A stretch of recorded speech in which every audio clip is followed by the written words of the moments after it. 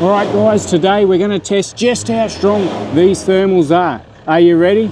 On your marks, get set. Let's check out the new Hikmicro Condor and Falcon 2.0 models. How does the image quality compare? Are they incredible for remote mounting and handheld use? Is it worth upgrading? Stay tuned to find out. We're diving into all four current 640 pixel models, breaking down their strengths and trade-offs. Plus, we'll take an in-depth look at image quality comparisons, giving you all the details you need to make an informed decision. Before we dive into image quality, let's talk about what makes the Falcon and Condor 2.0 models stand out and some of the key differences. For the most part, both series have similarities. They both have a much larger round screen and significantly longer battery life, with all four models getting around the 5 to 6 hour mark even when wirelessly connected to a tablet. All thanks to the upgrade to using 21700 rechargeable batteries, which are becoming standard and are readily available and used in torches and other electronics. Both also have one-handed operation, with good button placement and a conveniently placed wheel for quick focusing of your image. Sensor-wise, they're all running Hikmicro's new generation 15 millikelvin 640 pixel sensor, with the main difference between models being lens size and the relative base mag, which we'll discuss in more detail shortly.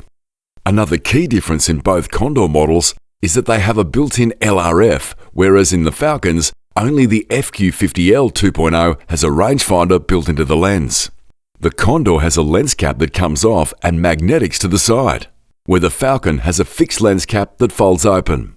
All models are extremely light, easy to operate, and awesome for handheld use. How do they go remote mounted?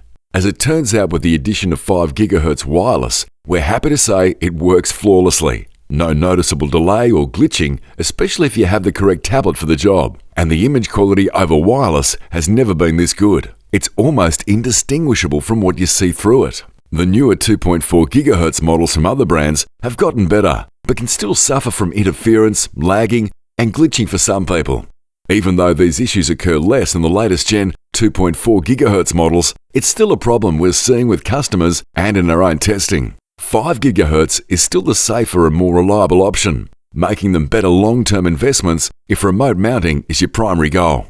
The app has had some great upgrades, with the ability to go full screen and some layout improvements, which is great to see. It's only going to get better over time. You can also hardwire any of the models to a tablet. That's right, not to a monitor, but to your tablet. We found the best combination of 8K cables and adapters that allow you to get the best image quality and charge your thermal and tablet at the same time. Does this give you better image than 5 GHz wireless? Well, only time will tell as the apps and firmware get upgraded, improving this function over time. Currently, this only works with a third-party app called CamX, but we expect in the future the Hikmicro site app will support this as well. Now, while there are some of the standout features, every product has its pros and cons. We'll cover more details in upcoming videos on our website, or you can give Jesse a call for the latest insights. If you're looking for an awesome deal, jump on the website and check out our packages. You can get everything you need all in one place, from the tablets, the mounts, to the brackets for your thermal, to the lights, to the handles, everything you need all in one place. I almost forgot to mention the FQ50L and CQ50L feature a f0.9 aperture, which in theory allows up to 20% more thermal radiation to reach the sensor, compared to the f1.0 aperture found in the FQ35 and CQ35L. Is this a big deal? For most people, probably not, but we'll now discuss how to decide which model is right for you. I'd also like to point out that in these recordings, all models were done at the temperature and humidity shown at the top, except for the CQ50L, which was done at more favorable conditions at 16 degrees and 73% humidity. How you plan to use your thermal and the country you hunt has the biggest impact on whether you want to go a lower base mag thermal with a wider field of view, or a higher base mag with a narrow field of view. In these models here, the CQ35L and the FQ35L have a base mag of 1.9, which offers a nice wide field of view for those that remote mount and have the video go back to a tablet in the cab.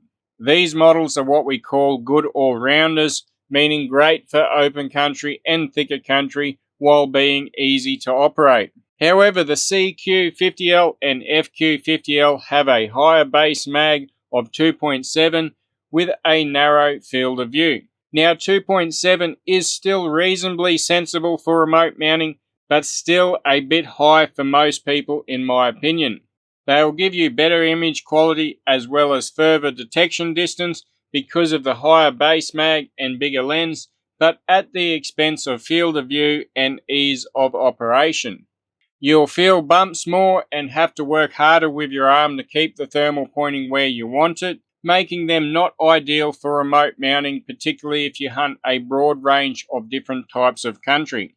Now, for those seeking maximum detection range on big open paddocks, such as the huge stubble properties in New South Wales or the massive floodplains in the Territory, for example, then the higher base mag models might be for you.